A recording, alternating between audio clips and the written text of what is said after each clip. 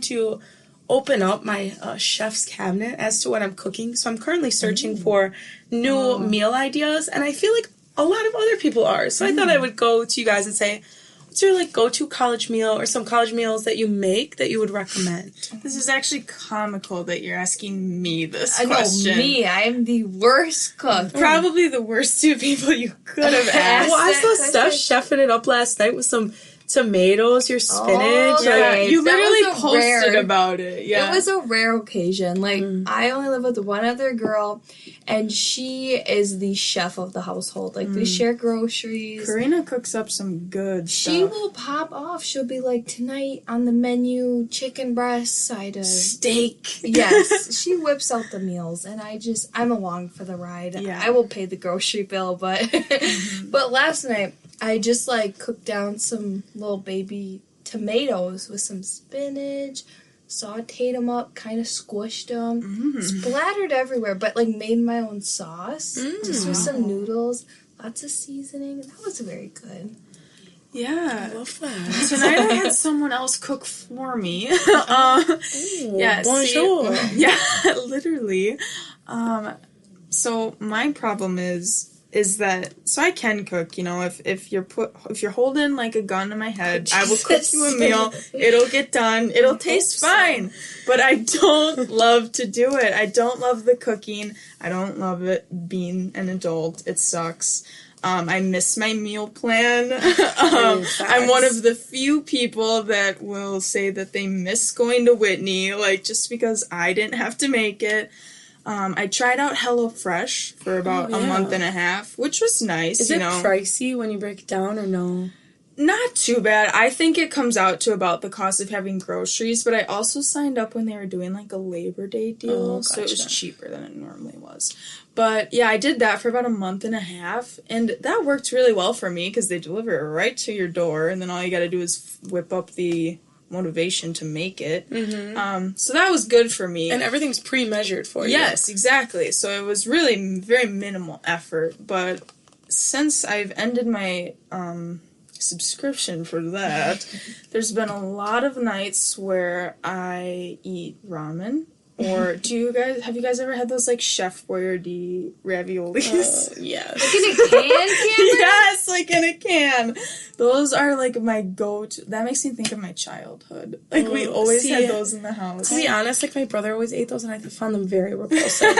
But I just don't like red sauce. Like honestly, Italian food in general, like I'm not a fan of pasta that much. So that's kind of why. And honestly, ravioli, something about it just like really, as Italian food goes, ravioli is on the way no end. Like, fettuccine and the white and the pestos are on the, I'll eat it. And then you slowly progress into that. And tortellini is like one step before the ravioli. Like, I have a pasta scale of what I'll say yes to. Yeah, so I eat a lot of just like basically things that are bad for you because they're easy. You know, just don't like, take notes on this. Yeah, just like chock full of preservatives, and this is probably why I'm just in such bad physical shape. But I'm gonna keep doing it, you know?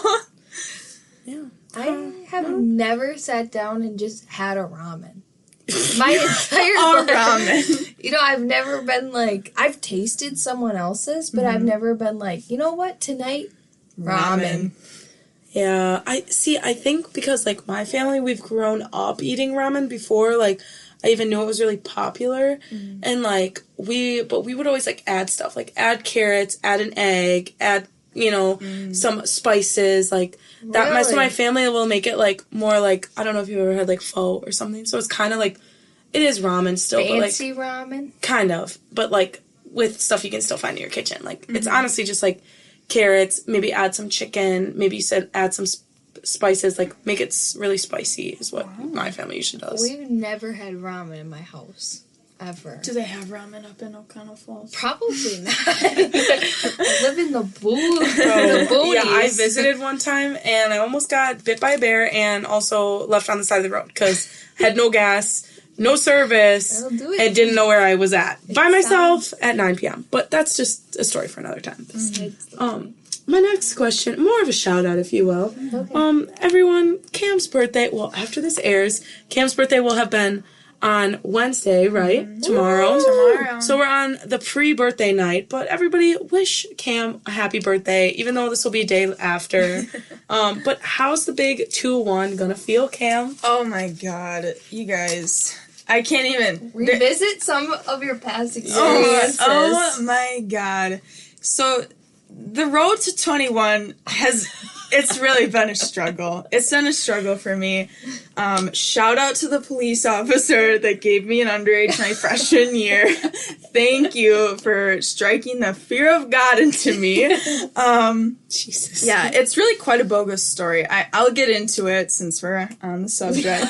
We're here. My freshman year, 18-year-old Camryn is in her dorm, Colt Hall, love ya, goes down to the basement where some friends live, because they had one of those, I don't know if you ever experienced this, but it's like these study rooms that they made into like rooms for students to live in because they ran out of room. Janky. They're ratchet. Yeah, the they're very heating ratchet. and everything in there is questionable. Yes. Just 5 of everything, of the bare necessities. Yeah. So in this room, there was actually 4 guys, and I went to high school with some of them. And so me and my roommate and another friend, we went down to just kind of say hi to these guys. We weren't planning on staying long, just catching up, seeing what they were doing for the night. And then we were going to go back to up to my room.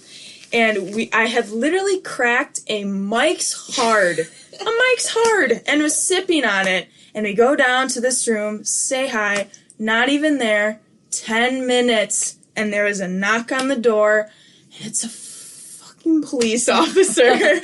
and he goes, "We got a call that y'all are smoking some weed in here." And it was true. They were all smoking weed besides me, my roommate at the time, and then our other friend. Us 3 were sipping on some alcohol. That's not the dumbest thing you can do in the dorms. And then the 5 other people that were in that room were smoking weed. And so we were down there, literally we're about 5 minutes from leaving, and the cop shows up. Because of the weed, you could smell it, and like, don't even get me started on that.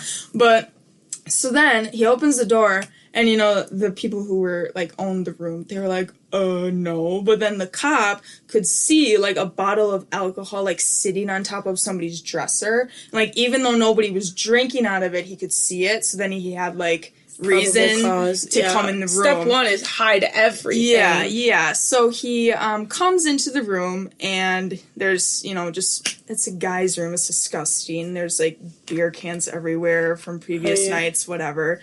So then they breathalyze all of us, and they're going down the line of like the 10 of us, and everybody's blowing 0. All the weed smokers are blowing 0. And then they get to the end of the line, and it's me and my roommate and my friend, and I blow a .01. And so that was game over for me. But thankfully, because it was on campus, I was able to, take the I'm not an alcoholic class, and it was fine. But yeah, that really kind of scared me straight. So I've been kind of playing a safe game since then. I don't really go out as much as a lot of my other friends do, and I'm never really one for the party scene as much as maybe you 2 are. So, but now that we're 21, now that I'm going to be 21, the tides are turning. You're going to catch me at every pregame, every postgame, every bar on 3rd Street. You'll see me there. So if you're looking for something to do, hit my line. God, it's just going to turn into an alcoholic post tomorrow. Yeah. Jesus Christ. AA, your newest member. Yeah, the birthday celebration, it's going to be wild. You guys know this. It's going to be a Wednesday through Saturday celebration. So make what you can. I told myself on Sunday, I was like, I really got to stop drinking. And then it's just like, well, this weekend is this happening, so never mind. This whole week is Cameron's 21st, so just clear your schedules. Yes. So, next topic. So, I decided, when I turned 21, I was going to be the just kind citizen that I am and lose my ID, you know, and just drop it into Steph's hands. Crazy how that could happen. I found it. She just found my ID. It was crazy. I was like, the theft rate here in the cross out of your own wallet. Hide your IDs. Yeah. So Steph, you know, just impersonates me on weekends. And, yeah, so with that, it's been going off without a hitch, correctly? Mm-hmm. Correct? Okay. Except for the fact that this weekend, I go into a bar, and the man questions me as if it is a fake ID that I am presenting him. And you know what I'm thinking? I'm like, you know what? Steph probably comes here more than me. So they probably think that Steph is me, and I'm the imposter. It's the fact, though, that when I go there, I just don't go to Broncos. I cause a scene at Broncos. Like, I'm up there behind the DJ stand, you know. We have a handshake, so they think, you know what, this chick's Maddie Vanderheen. Maddie. She's the OG. And this is just too much for me. Because if they ever deny me, I'm acting a fool. I'm going to be like, get the police. Get the police. I know who I am. Get somebody involved. I'll tell you my social right now. Yes. It's like Cam saying, like, oh, like, I can't wait to be 21. I've been 21 the minute I found Maddie's ID because haven't been questioned. Not even the address. Like, my mom will chirp off, like, how perfect of a match it is. Like, we are the same person. I'm just from Menominee Falls. If Lisa approves, that's when you know you've made my it. mom is like, no one would ever. And I was like, well... Yeah. Well, good for you. I'm glad it's working well for you. So let's just move on to, like, more of a spicy topic. Ooh, So we're gonna go into more of like a dating, love life topic. Steph, will put you in the hot seat first. Cam, if you have any further questioning, just feel free. Yeah, of course. So I never really knew this like whole story of like how did you and Sam actually meet? Oh, now this is a story. Okay. So me and Samvert and I, we've been together since September 7th, my freshman year of high school. So that summer, like in August, I don't know why I was really big on going to the fair. You know, like your Oconto County fair. That makes sense. Very small town small. things. You know, so like when the truck pull wasn't happening, they had this like relay race competition. And me and my girlfriend were like, let's each invite a boy. So, like, this was the summer of my 8th grade year. The scandal. And it was, like, doing, like, physical activity. So I, like, you know, literally prop open the yearbook. You know, I was like, who should we invite? All 30 people you have to look The through. pickings are slim. But it was this kid, Noah Starry, and then we decided on Sam Vert. So he had actually just got out of like a year-long relationship, 8th grade, let me say, 8th with grade. one of my best hometown friends. Like they were each other's first kiss. So I was like, well, it's kind of saucy, but I was like, let's throw him in. I need him to win me this Oconto County Fair relay. Yes, but it was like a little mini Olympics. Like there was a series of activities.